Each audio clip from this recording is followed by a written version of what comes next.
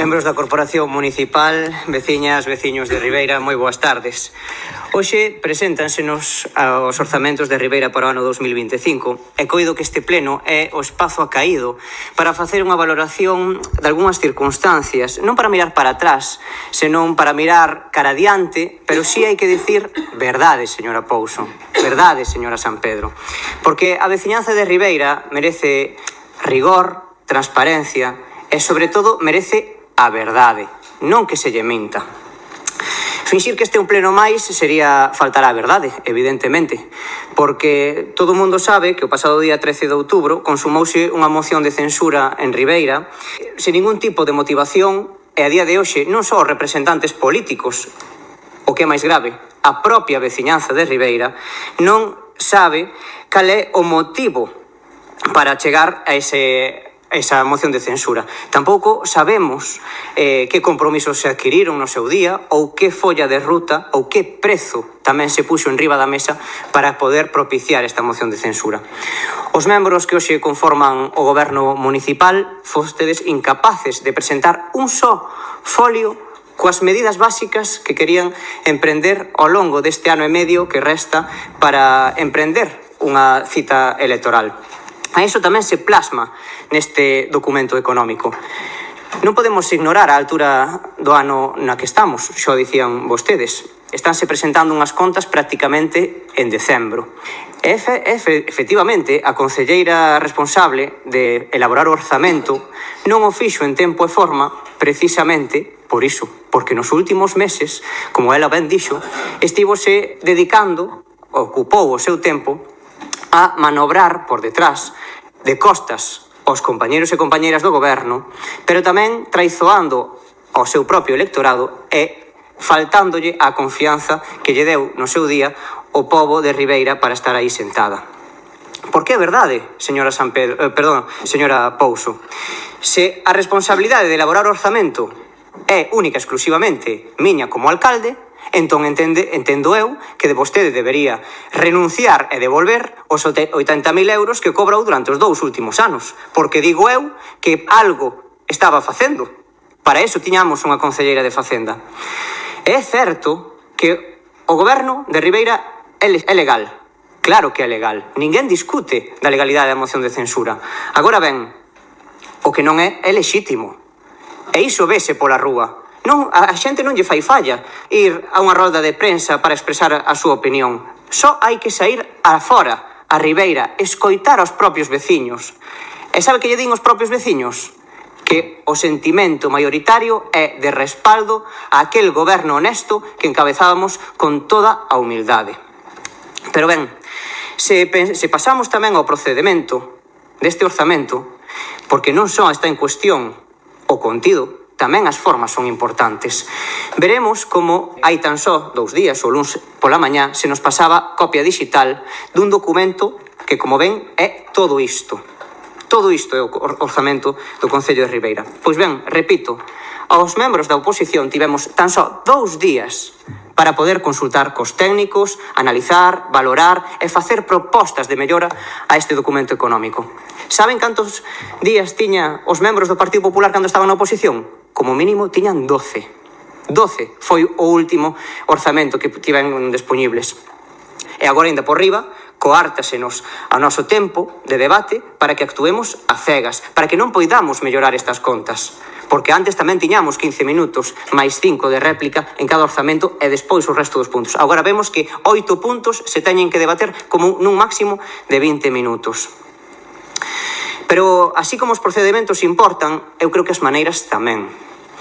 E non creo que sexa razoable, señora San Pedro, traballar sen os veciños. Eu, dende logo, non concibo ser alcalde sen a axuda dos veciños e de traballar para os veciños.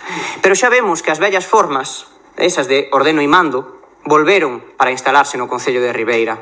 E é vergoñento como vostedes non só coartan a participación da Corporación Municipal, senón que é o que máis grave, impiden que calquera veciño ou veciña faga as súas achegas. En estas contas non só nos preocupan as formas, evidentemente, Tamén cuestións importantes das que vostedes, os membros do Partido Popular, teñen falado ao longo dos últimos 2 anos e medio. E aquí non se recollen por ningún lado. Vamos pasar a enumerar algunhas delas. Por poñer algún exemplo, para que a xente lle quede claro, non? Señora Sampedro, no ano 2021, o señor Ruiz, o noso predecesor, nomeou na vostede concelleira de Planificación, supoño que o lembrará. Pois ben, vostede, dende esa concellería de Planificación, fixo tan bo traballo, que puxo o novo polígono industrial de Ribeira cunha parte no Concello da Pobra do Caramiñal. Bravo. 10. Iso, como saberá, implicou moitas trabas burocráticas para poder adquirir as parcelas. Trabas que conseguimos resolver e que agora se poden adquirir as parcelas. Pero cal é a nosa sorpresa? Que agora analizamos este documento económico e vostedes dedican a cantidade frioleira de 0 euros para empezar a construción do novo polígono industrial. Permítame que lles diga, señora Sampedro, iso é unha temeridade. E, sobre todo, en base ás palabras que di a súa concelleira de Facenda, que antes do mes de xuño do ano 2026 non van a conseguir ter un novo orzamento aprobado. Entón, eu pregúntolle, a que ano van a esperar para facer ese polígono industrial? Outros 40 anos van ter que pasar. Supoño que mo dirá despois, non? Pero, dende logo, dende o BNG, imos seguir traballando para que se materialice canto antes. E xa lles digo tamén que espero que o sexa o propio Partido Popular, que durante 40 anos nunca fixo 1 metro cuadrado de chan industrial, aproben neste mes de decembro, cando se aproben os orzamentos da Xunta para o ano 2026, aprobe esa emenda do Bloque Nacionalista Galego para que Ribeira conte con financiamento da administración competente en materia industrial para o seu novo polígono. Pero mire, outro exemplo. Vostedes falaron moito de residencia. É certo que a competencia en materializala é da Xunta de Galiza. O terreo temos que poñerlo nós. Iso é certo. Pois ben, fartáronse de dicir que había que ceder un novo terreo porque, supostamente, o que tiñamos era inundable e xa non se podía. Eu pregúntome, se hai que mercar un novo terreo, onde están os recursos necesarios para poder compralo? Tamén, 0 euros neste orzamento para a compra dese terreo para a nova residencia. Xa lle digo, son só 2 exemplos, pero podría seguir así, minutos e minutos, enumerando un sinfín de incoherencias que vostedes, pois dicían na oposición, e que agora, que están no goberno, pois se esquecen por arte de maxia.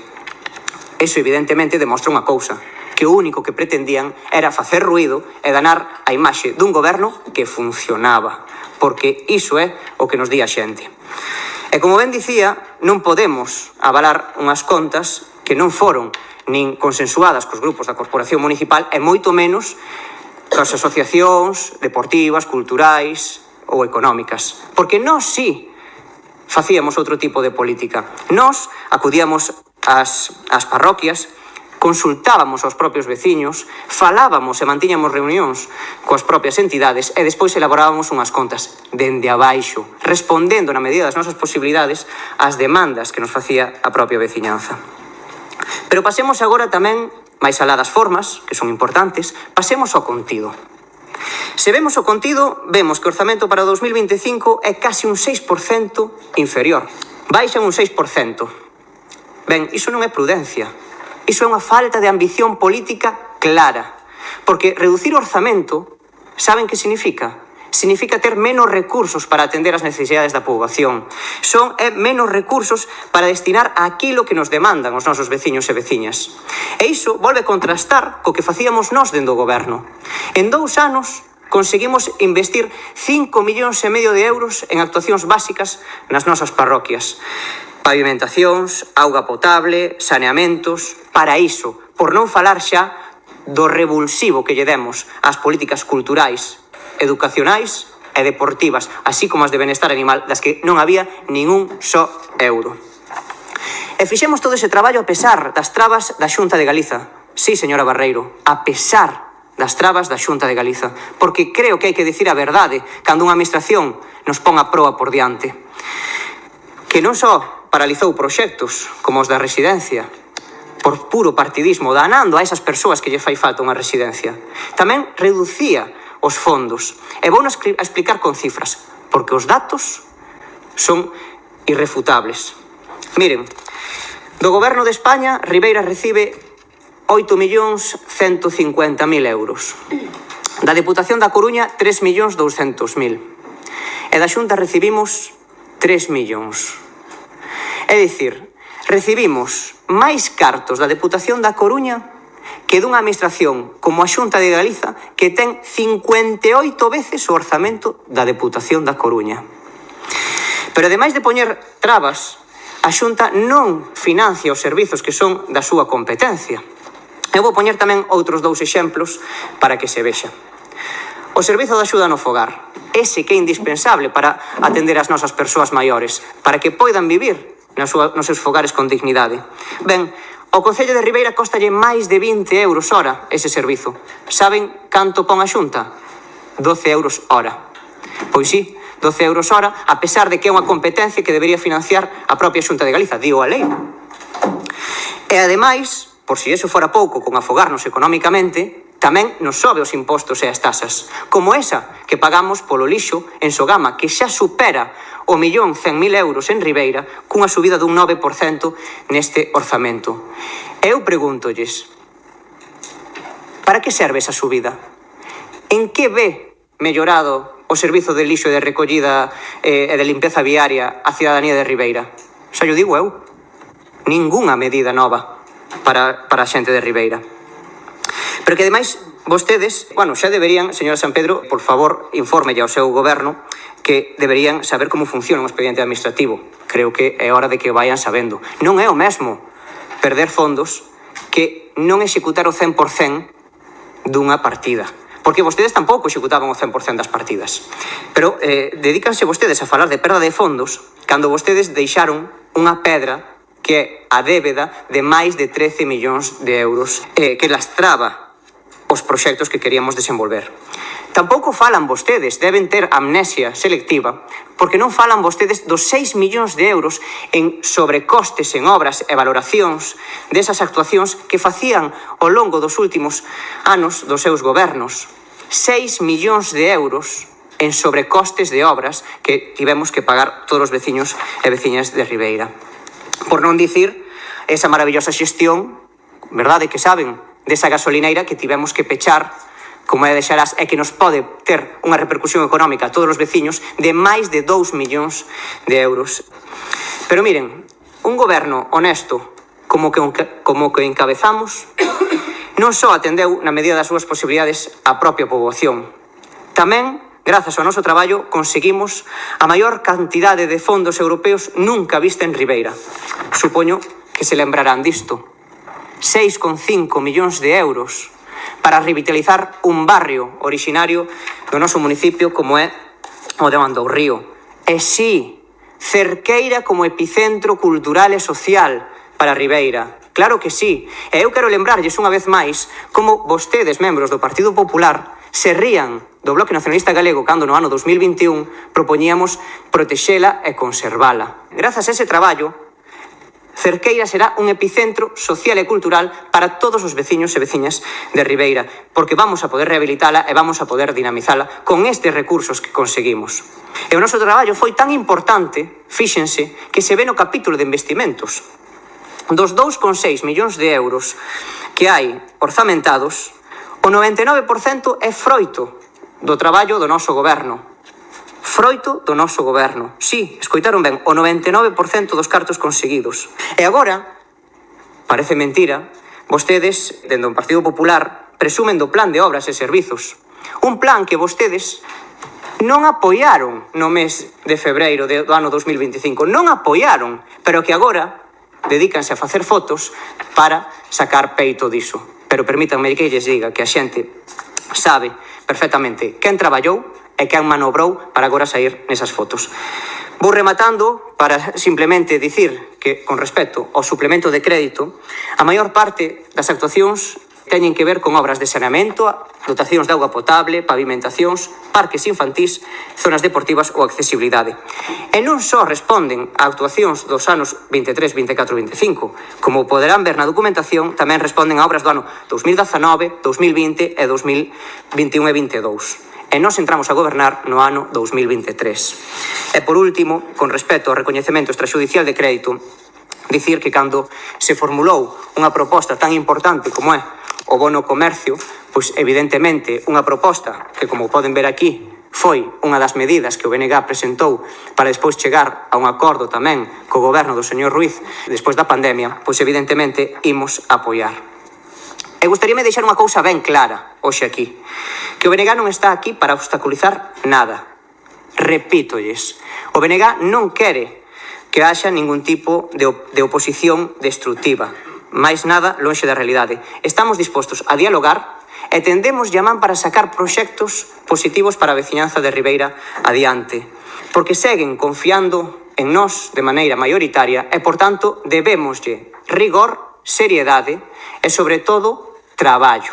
E, por último, gustaríame xa dirixirme aos veciños que nos escoitan, desde a serenidade, pero tamén coa cabeza ben alta do que fixemos como goberno, porque eu creo que Ribeira debería quedar aparte desa trifulca política que vimos no último mes, porque eu creo nas potencialidades de Ribeira, en todo o talento que temos, e sei que se volvemos a ter un goberno honesto, poderemos sacar moitísimos proxectos que van a facer a repuntar o noso municipio. Por iso imos seguir con máis forza que nunca, traballando no lado da xente, e tamén fiscalizando o que fagan vostedes como goberno. E seguiremos cumprindo coa palabra dada e coa responsabilidade de saber que somos un goberno honesto e que sabe manter a lealdade e, sobre todo, a palabra dada. Moitísimas grazas.